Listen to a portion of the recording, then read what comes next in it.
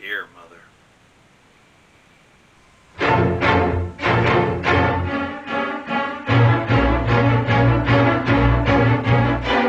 Hey, what is going on, my specialist SPC here, and welcome back to the channel for a brand new video. As you guys see, I am in a different attire today. Well, that is because I wanted to be in the mood, in the spirit, for the TV show that I am actually going to review. It's been quite a while since I've actually done an actual review of something, so I wanted to take the time and actually review a TV show that I've just got done watching. Today I am going to be reviewing Bates Motel. Those of you guys who do not know what this show is, it is based off of the 1960s Alfred Hitchcock Psycho. And also the book, I guess. I did not know that there was actually a book that came out before the actual film of Psycho. So I wanted to get in the Norman Bates kind of mood, because this is how he dresses quite a bit. So, Bates Motel, what were my thoughts? Well, before I give you overall thoughts, let's hop into the positives of Bates Motel. And the first huge positive I have to give this show definitely is the actual Bates Motel. Now, granted, there are a few things that are a little different about the actual Bates Motel that we get in the show versus what we get in the film versions of Psycho. But I hands down have to say that this house is absolutely perfect. It is almost exactly identical. A few things, of course, again, just like the hotel, that are changed, is very, very close to being that classic Alfred Hitchcock house that we got in the first Psycho film. The next positive I have to give to this show is hands down the atmosphere. There are so many times throughout this show where you get that uneasy feeling like you would get when you were watching that original Psycho film. You really just get that tense feeling like you really don't know what's going to happen, who's actually going to come unhinged, what's exactly going to happen in the next moment or the next episode, or the big cliffhangers that we get multiple times in this show. This show definitely fits the actual horror vibe. This show, hands down, is one of the most unsettling shows I've ever watched. And again, after actually sitting down and watching the entire Psycho franchise, I decided I had to sit down, I had to watch Bates Motel. And again, just how atmospheric it is. It's perfect. It fits. The next big positive, hands down, is the characters. I mean, there are a lot of characters in this show that I really did enjoy, but I'm going to save a couple of them for the end and the next section of my review. But there are so many great side characters in this show. You've got the character of Emma, seriously the straight definition of innocent in this show. She is kind of the light that comes out of this show, because everybody in this show has some kind of dark secret. Whether it be Norman, whether it be Norma, whether it be Dylan, whether it be anybody else outside of the actual Bates home.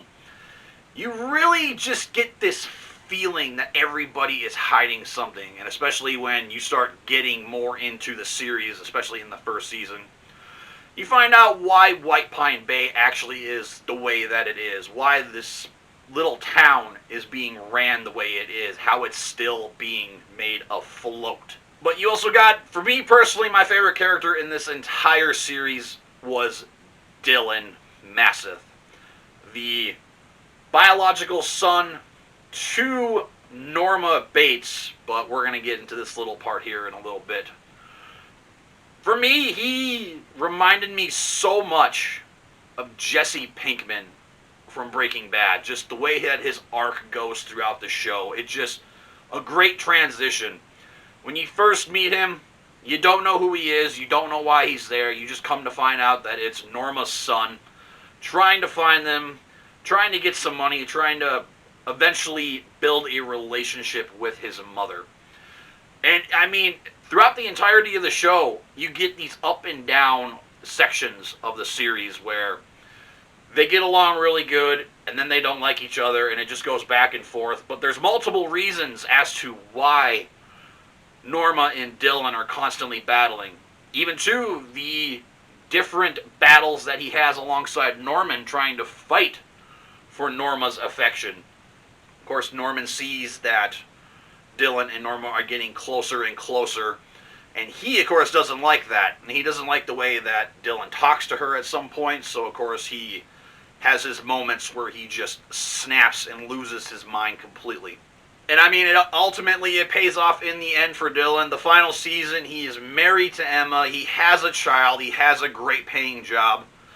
Of course, obviously, there's a very dark turn at the end of the series, which, of course, Dylan ultimately has to make that decision. But we'll get into that when I start talking a little bit more spoiler-ish about the series as a whole. The next character I want to talk about, who I actually thought was probably the most overall interesting in this series, was the sheriff. Sheriff Alex Romero. There were a lot of times, I can willingly say, in this series that I did not like him, because he just went down all these dark paths, just like everybody in this series eventually does. And I really didn't understand why, but then, of course, again, you come to find out the reasons why he's sheriff, reasons why this town is still going the way that it is. And eventually, in the end, I had mixed feelings about Romero, but as an overall character, he really was interesting to me as to how many different, kind of like with Dylan, he went through so many different arcs throughout this show that it was at times really hard to hate him because he was doing things for the right reason. The next positive, I only got one more positive after this, is actually the pacing of a lot of these episodes. These episodes didn't really feel boring. There really, in my opinion, was not a single bad episode in this series. Even a lot of people from the actual show itself actually directed a lot of episodes. My personal favorite episode was in Season 5, actually filmed by Freddie Highmore, the guy who actually plays Norman Bates. Another one, Max Theriot, the guy who plays Dylan Masseth, directed an episode. And Nestor Carbonell, the guy who plays Alex Romero, directed actually quite a handful of episodes throughout this series. Those are probably, honestly, some of my favorite episodes to watch throughout this entire series. And the final positive I can give about Bates Motel is Freddie Highmore as Norman Bates. This is honestly the best casted character in this entire show. He definitely fits the persona of Norman Bates. Honestly, if you would watch that 1960s Psycho, and you go and you watch that very first episode of Bates Motel, you would almost think they were the exact same person. It was just absolutely the best casting in this show. And I honestly would have to say he's probably the best actor overall in this series. He knows when he can play that persona of Norman Bates that you were so intrigued to watch when you watched the Psycho series. When you can see Norman being, I guess, what his version of normal could be. And also getting able to see the mother side of Norman throughout this show. Getting to see his psychological mentality shift back and forth. Whether he be Norman, whether he be the damaged character that he eventually becomes, or whether he becomes Mother at certain points in this series. You honestly could not have asked for a better casted character throughout this entire show.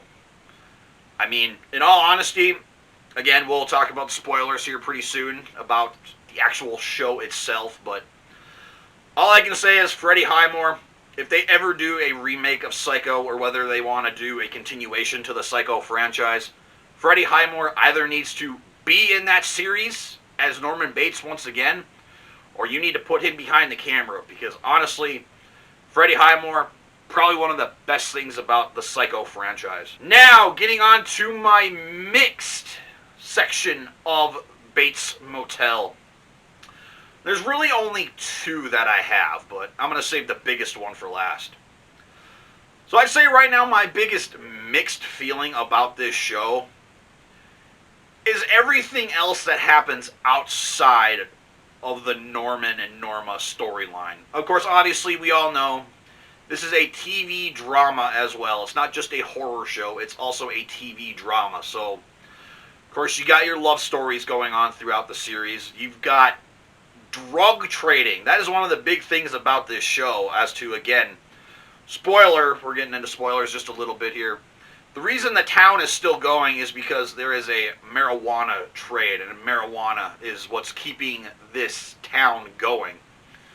So, I'm a little mixed on that because it kind of makes sense, and it's nice to kind of get away at times from the Norman and Norma portion of the series, and actually getting something a little different, something that's actually can really just focus away from it. Because I will say, there are times that the characters of the Bates family get to be a little much. So it's nice to get a break away from them. But I have to say, you guys, the biggest mixed feeling I have about this show is the relationship between Norma and Norman, between mother and son. There were so many times throughout watching this show, I was just so uncomfortable. I cringed so many times throughout this series. Again, overall, I still really loved and enjoyed this show, but the interactions between Norma and Norma at times felt almost like they were in a relationship. Just the way that Norma would hold on to Norman, the way that she would kiss Norman, the way that they would just do different things. They would share a bed at times. And it's just the way they do things. It makes sense to why Norman becomes so obsessed with Mother and ends up getting that persona of Mother later on in the series, and of course obviously in the original Psycho film. But I just don't like their interactions at times. Again, it's just too cringy. Mother and son should not be sharing a bed together. They should not be acting the way that they do at times, because even too throughout the series, they actually fight like they're a couple. And it's just a very unsettling thing to watch. It makes me almost not want to watch the show, but again, I just had that mindset of, these are the reasons why Norman eventually turns into the psycho that we all know and adore. So that for me is probably my biggest mixed feeling about this series so far. Now, moving on into the negatives. I don't really have that many negatives. It's more certain characters that I didn't like and certain things that kind of bothered me. So I'd have to say my biggest negative about the show is the character of Bradley Martin. I didn't like her from the moment she popped up, and I haven't liked her at all throughout this series. I mean, there were lots of times just the way that she would deliver her lines, I didn't really like. The way that she would interact with Norman, I didn't really like. Because you could tell that there was something up with her. There were a lot of times throughout this series where she basically uses Norman to her advantage. And that's just something, just in general, I don't like. Because I can willingly say I've been through those personal problems before in my life. So things like that really get to me. It makes me really empathetic for the character of Norman. So Bradley Martin, probably for me, was the worst part about this series. My next negative I'd have to say about this series is Norma and Caleb's interactions. Now, there's a deep, dark secret between Norma and Caleb. When they were kids, their parents used to fight a lot, and it's like this weird incest stuff. And that stuff I don't like about shows. I'll be honest, even though I know it, from what I've heard, it doesn't happen a lot, but that is one reason I could never get into Game of Thrones, because I heard a lot of that kind of stuff happens a lot more in the show that I think should probably be, but again, probably for the end of the series, it probably would make sense, but that's always been something that's unsettled me about watching certain shows, and this is one of them. Now at the end, they have a great little redemption arc. They both have great chemistry with one another, but it's just always that one thing that really bothers me about this series is every time that they would interact, character to character, every time they try to bring it up, it was just an unsettling thing to listen to. And for my final negative about this show, it's just honestly, I'll completely honest here. I wanted at least one more season. I feel like this show could have done at least one more season because I didn't really like how they actually ended this series. Getting into spoilers now, at the end of season 5, Norman officially breaks. He officially becomes the Psycho. And towards the end of the series, you end up getting a dinner scene with him and Dylan. And Dylan is trying to explain to Norman what is going on. And Norman eventually breaks. Tries to kill Dylan. Dylan has to shoot him. And Norman dies. For me, I would have loved to have seen another season with Norman at least being locked up in jail or being in a mental institute and sitting there still fighting Mother, trying to actually get rid of her, trying to get us between Psycho and Psycho 2. I mean, obviously you don't need like a 22-year gap like there was between those two shows. But I really feel like this show ended kind of just suddenly. I really feel like one more season would have made this show absolutely more phenomenal than it already is. But overall, you guys, I have to say, Bates Motel definitely is binge-worthy. This is one of the fastest shows I've ever gone through. And I highly suggest you guys go and watch this on Netflix. You have until February 19th, and unfortunately the show is going to be gone. But I'm sure in the future they're going to bring it back. But even too, I would definitely say this is a purchase-worthy TV series. If you guys like horror, if you guys like even kind of teenage drama shows, I highly suggest you guys give Bates Motel a great watch because it is well deserved. So guys, that is going to do it for this video. I hope you guys enjoyed. Again, I hope you guys kind of got over the attire here. Again, I just wanted to get into the Psycho mood.